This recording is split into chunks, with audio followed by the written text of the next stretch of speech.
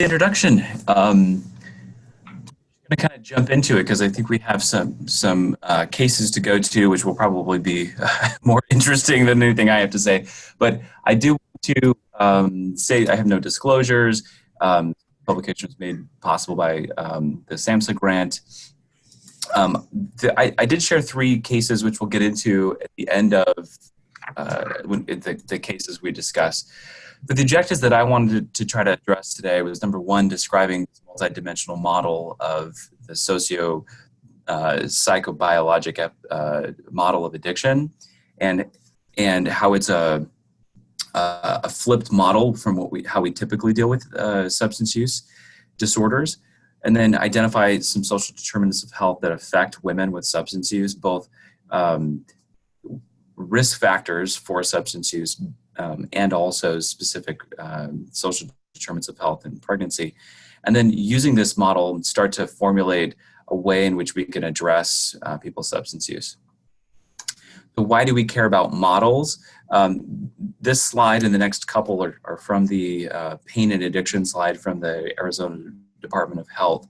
And it's important for us to address why we care about models, because the current United States Health Service, healthcare model, is actually under a lot of scrutiny. We spend more money and have the least life expectancy of other developed countries, and so it's important for us to address models and what causes diseases, what the treatment goals are, who's responsible for outcomes, and how the healthcare system drives care.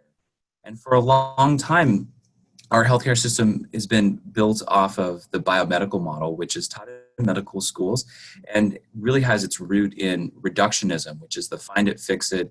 What's the biologic cause of what's going on? What sort of medicine procedures can we do to fix this person? And as you know, at least as far as the opioid epidemic goes, this has led to many issues. In the 70s, we started to think about more than just the biologic model. And so we started thinking about the biopsychosocial model, which seeks to provide more context and answers to some of these questions, which is like, what causes pain? Is it more than just a chemical reaction? There's a lot of psychological and social things, facets that play into it.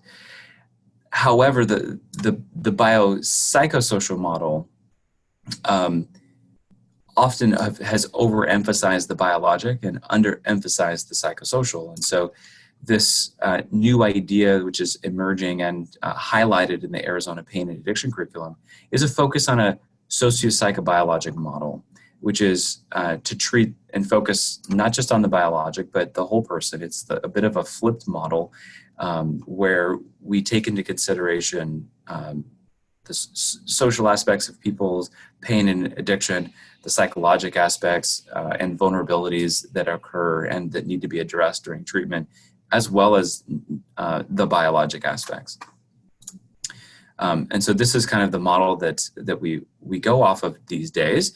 And when you're thinking about predispositions for substance use disorder, there's a number of social risk factors, including modeling behaviors of parents and peers, family and peer dynamics, social norms, social stigmas, the war on drugs. These things have certainly increased the likelihood of folks using substances.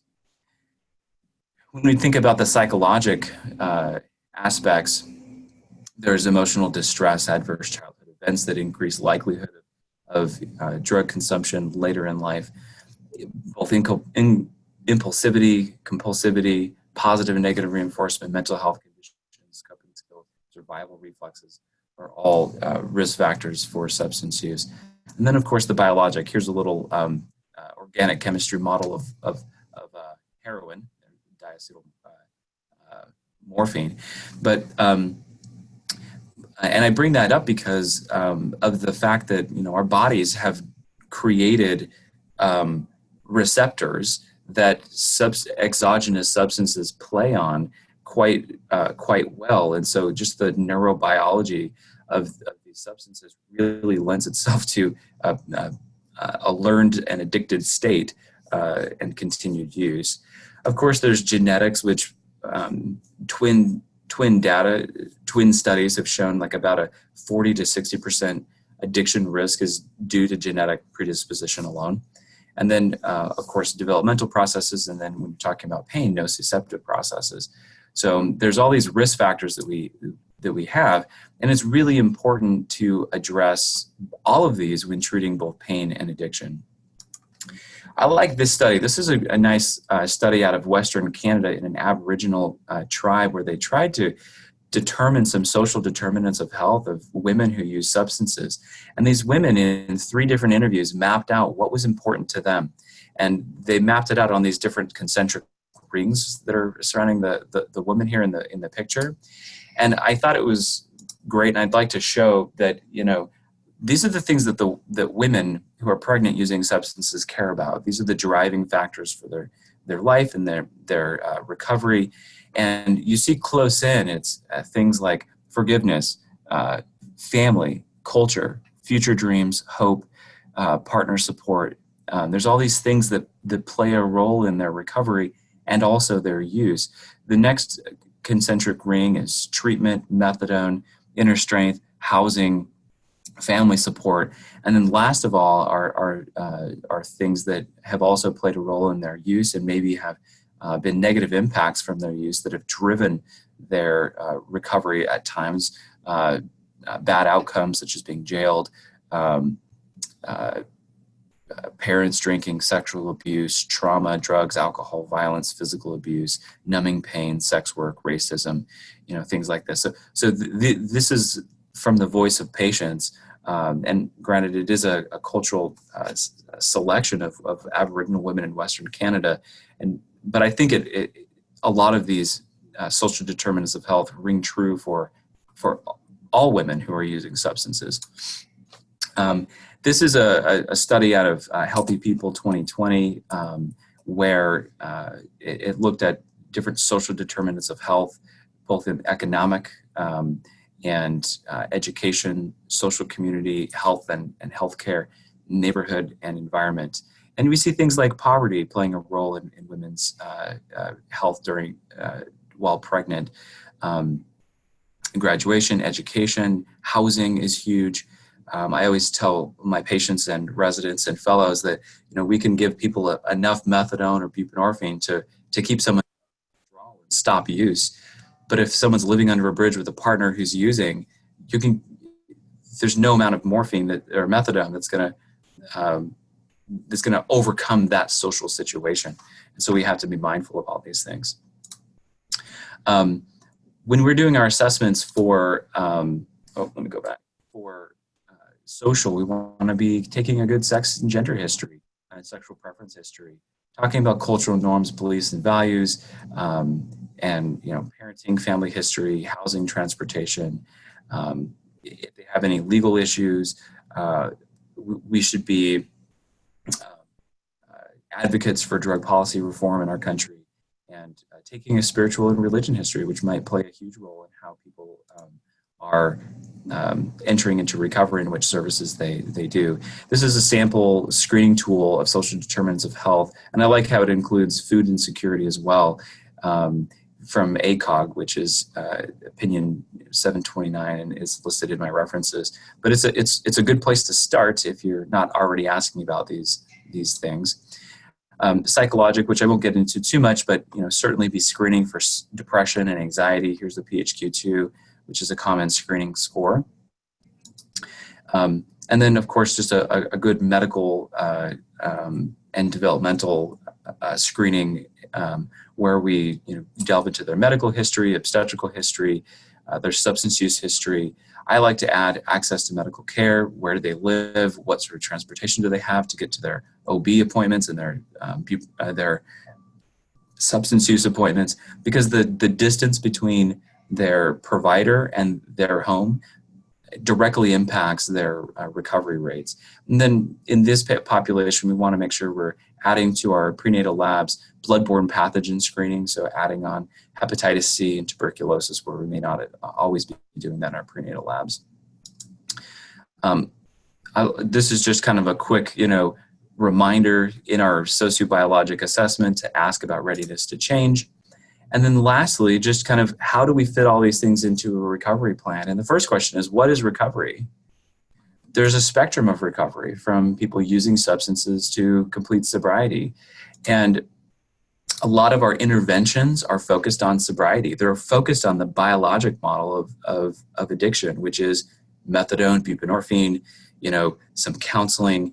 And it's focused really on the sober person, and the person who's actively using, who may want to do some changing, oftentimes can't engage in IOP or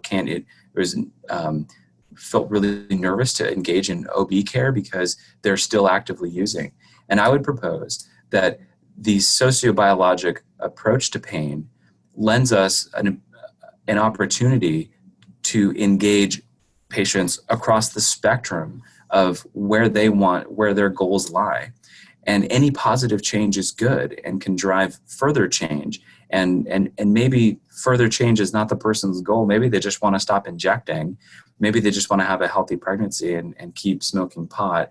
And so where we engage with them, I think is important to note that we can engage with them across the whole spectrum of recovery. And here's just some examples of that, where early on, if someone's using and maybe doesn't want to stop, we make sure they have harm reduction, syringe service programs, safe use education. Please let your patients know if they're still using. Don't use alone, especially with opioids. You might overdose. Make sure they have naloxone, HIV pre-exposure prophylaxis, housing first initiatives, safe injection sites, trauma-informed care, and screening for domestic violence and trafficking are super important in the actively using population. And then moving forward, providing ethical, compassionate care, SBIRT, which is brief interventions we talked about 2 weeks ago, offering high-quality prenatal care and medical services in a non-judgmental atmosphere, despite somebody still using. Maybe getting family at that point into peer support, or a program called CRAFT, which allows the family member to actually do the counseling and instigate some use in the patient. Further along, when patients are more interested in sobriety or something more closely related to what we think is just abstinence, then motivational interviewing, which actually could be used across the whole spectrum. People might be cutting back. We might be getting them into counseling at this point, peer support, smoking cessation, things like that. And then, of course, we have our mainstay of biologic treatments like medications and opiate use disorder that could be used further along in the spectrum. And this is just kind of a diagram just to show that we can intervene anywhere along the way. And even if someone's using, we can still intervene and have and try to reduce risk and in a way of what we call harm reduction, which is really any positive change. We're focusing on just trying to help people, meet them where they're at, and wrap services around them in those situations. So this is kind of my final slide, I guess, but essentially we have an opportunity in all these different domains to address people's care, which is important in pregnancy, and of course always taking a patient-centered approach. I do have some conclusions which I've kind of talked about and have taken from the ACOG committee opinion about social determinants of health. But this model is the most effective and most evidence-based care model for treating substance use disorder in pregnancy, and that we should inquire about all these different domains during pregnancy and maximize referrals to social services to fulfill people's needs. So that's kind of that. I do have some references at the end, but I do have some cases that kind of highlight some of these aspects. And that's kind of what I got this morning.